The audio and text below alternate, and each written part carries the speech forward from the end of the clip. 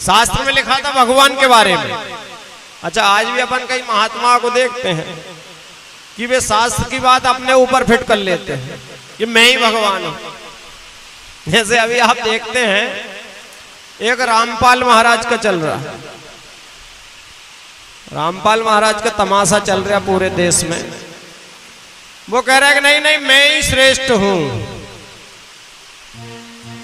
लोग पागल हो गए उनमें। कई जगह अपन जाते हैं अनुष्ठान में तो रामपाल जी के भक्त मिल जाते हैं। अच्छा, मैं ये पाखंडियों से डरता नहीं हूं, मैं बड़े खुल से कहीं भी बोल सकता हूं, क्योंकि मेरी इतनी बड़ी दुकान है ही नहीं कोई बंद करे, वो तो बंद सी है। जिसकी बड़ी दुकान हो उसको चिंता होगा भाई मैं बकता हूं, मेरी बुराई होगी, मेरे पोस्टर जलाएंगे लोग, मेरे पुतले जलाएंगे। सही कहने में क्या, ये व्यासपीठ भगवान ने मुझे दी है सही बोलने के लिए दी है, इस पे झूठ नहीं बोला जा सकता। अब कई जगह जाते हैं भैया शिव अभिषेक कर लो, शंकर जी की पूजा कर लो, भगवान की कथा करा लो। बोले पंडित जी हम तो रामपाल में हो गए। अब रामपाल में हो गए तो उन्होंने भगवान की फोटो मूर्ति जितनी घर में थी वो सब विदा कर दी। अच्छा, भक्त हुए तो हुए, एक बहुत बड़े पंडित जी भी रामपाल में हो गए। आपने सुना होगा भगवती प्रसाद तिवारी संदलपुर के बड़े वक्ता हो गए अपने क्षेत्र में। ये तीर्थ की कथा उन्हीं ने चालू की थी, तीर्थ में लोगों को ले जाके कथा करना। अब इतने बड़े वक्ता हो गए कि उन्हें अहंकार हो गया, और अहंकार हुआ तो जैसे नारद जी ये शील निधि के चक्कर में पड़ गए, वैसे ही वे वक्ता जो भगवती प्रसाद तिवारी जी थे वे रामपाल के चक्कर में पड़ गए। और रामपाल के चक्कर में पड़ के उन्होंने कथा तो की बंद, और सारी मूर्ति और भगवान की फोटो अपने घर से की विदा, और बोले अब तो मुझे असली ज्ञान हो गया। तो कलयुग में जो पाखंडी हैं, ये पाखंडियों का कोई हिसाब किताब नहीं, कोई भी इनके चक्कर में आ सकता है। अच्छा, वे सीधी बात करते हैं ब्रह्म ज्ञान की, छोटी मोटी बातें ही नहीं करते।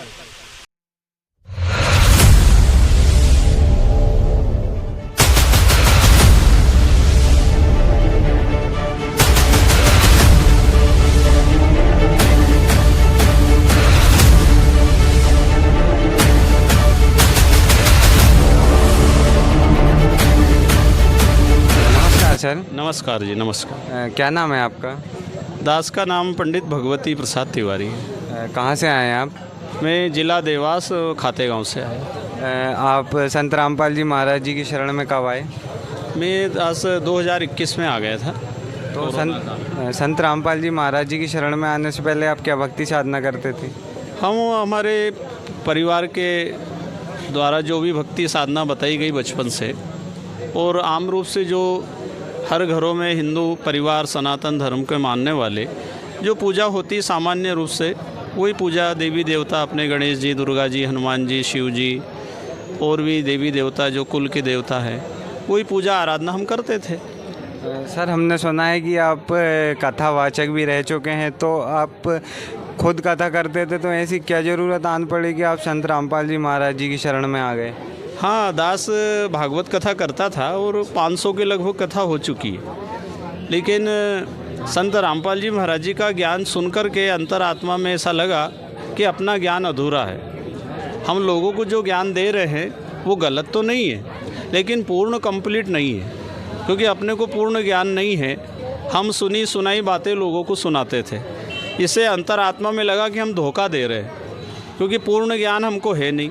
जब तक पूर्ण संत नहीं मिलते, पूर्ण सद्गुरु की प्राप्ति नहीं होती, तब तक पूर्ण ज्ञान होता नहीं है। और हमें पूर्ण संत कोई मिले नहीं। जो मिले हैं, जिन्होंने जितना ज्ञान बताया उतना हम लोगों को सुनाते थे। तो दास के मन में आया कि आत्मकल्याण कैसे होगा, तो फिर संत रामपाल जी महाराज जी के सत्संग प्रवचनों से अंतरात्मा में वो संतुष्टि हुई। फिर हमने इनको गुरु बनाया, नाम दीक्षा लिया। सर, आप एक गुरु पदवी पे रह चुके हैं, तो ये एक विचारणीय विषय है कि आपने भी कुछ ज़रूर सोचा समझा होगा, तो आप संत रामपाल जी महाराज जी की शरण में आए। तो आपने संत रामपाल जी महाराज जी के प्रवचनों में ऐसा क्या देख लिया जो आप संत रामपाल जी महाराज जी की शरण में आ गए?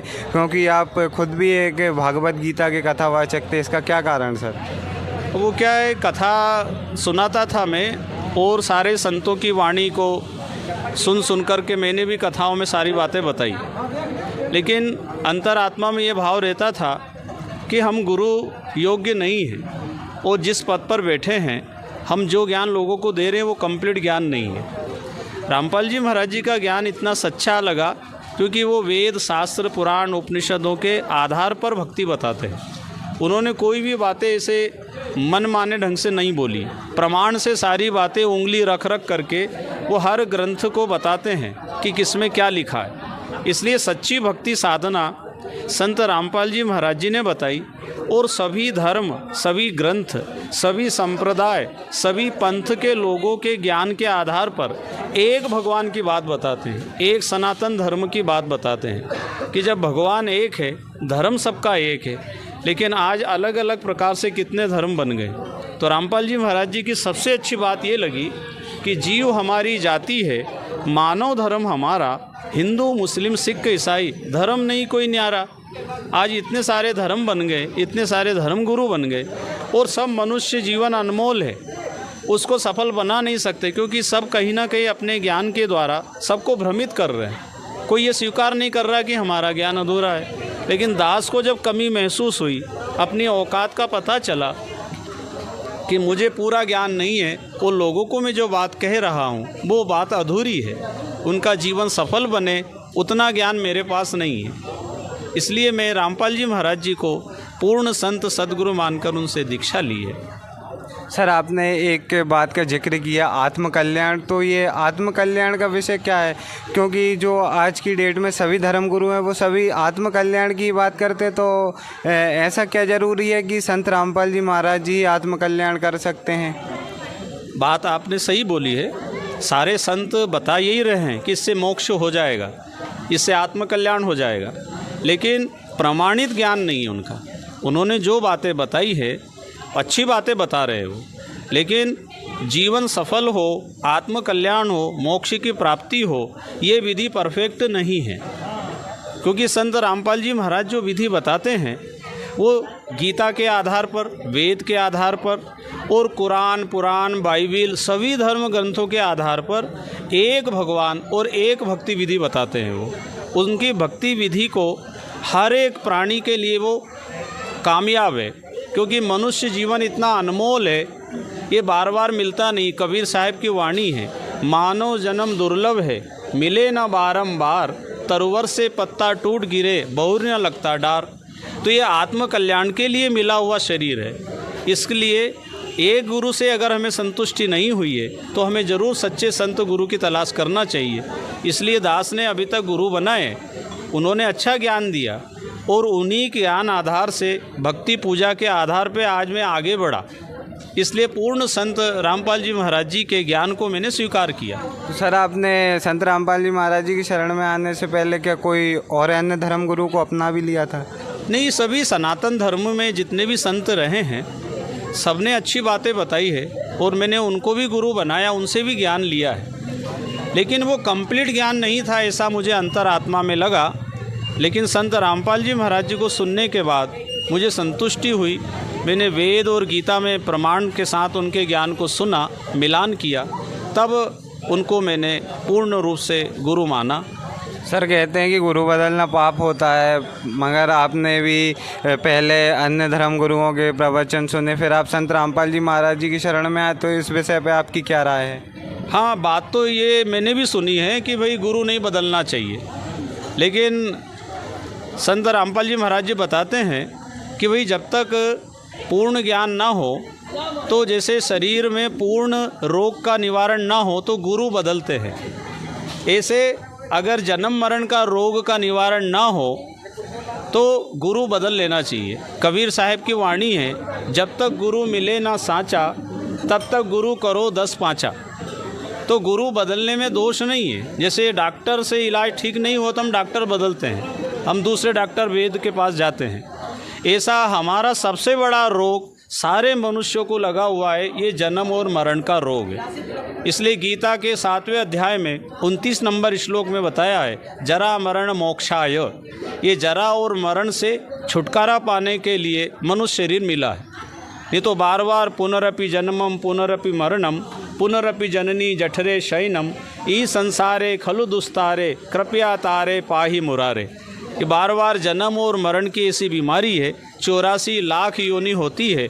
उस तरह से रामपाल जी महाराज जी ने वो सच्चा ज्ञान दिया है जिससे हम जन्म मरण के दुखों से सदा सदा के लिए मुक्त हो सकते हैं। सर, आप एक गुरु पदवी पे रह चुके हैं, तो जो अन्य धर्म गुरु आज जो आपको देख रहे हैं और जो लोग आपको देख रहे हैं, तो आप उनको क्या संदेश देना चाहेंगे? क्योंकि आप भी एक गुरु पदवी पे रह चुके हैं और आपके भी शिष्य थे, तो आप उन शिष्यों को और उन धर्म गुरु और उन लोगों को क्या कहना चाहेंगे जो आज भी शास्त्र विरुद्ध साधनाओं में लगे हुए हैं? आप क्या संदेश देना चाहेंगे उनको?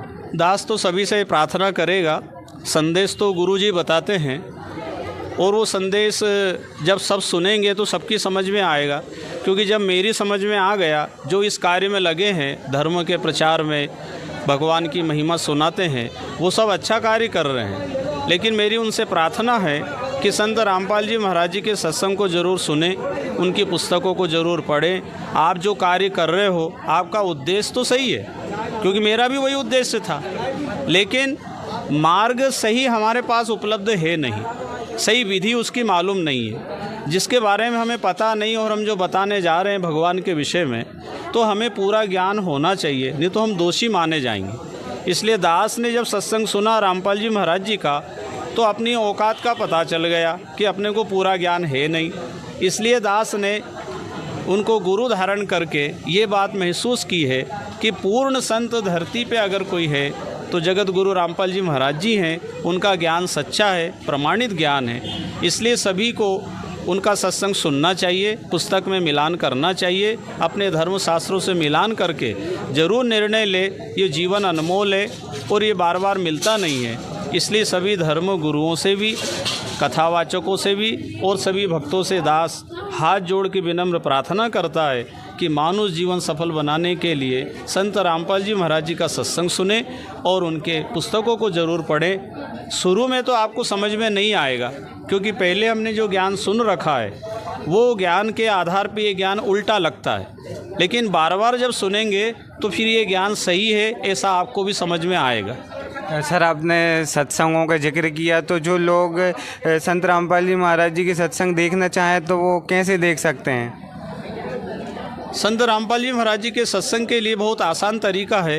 एक तो टीवी चैनलों पर भी आता है, प्रातः 6 बजे ईश्वर टीवी पर, दोपहर 2 बजे श्रद्धा चैनल पर और शाम को 7:30 बजे साधना चैनल पर प्रतिदिन सत्संग आते हैं। इसके अलावा सोशल मीडिया, मोबाइल इतना अच्छा तरीका है, उस पर आप यूट्यूब पे भी सर्च करेंगे, फेसबुक पे संत रामपाल जी महाराज जी के नाम से, तो उनकी सारी वीडियो सत्संग आपको घर में, खेत में, बस में, बाज़ार में, जहाँ भी आप सुनना चाहेंगे तो उसका लाभ ले सकते हैं। धन्यवाद सर।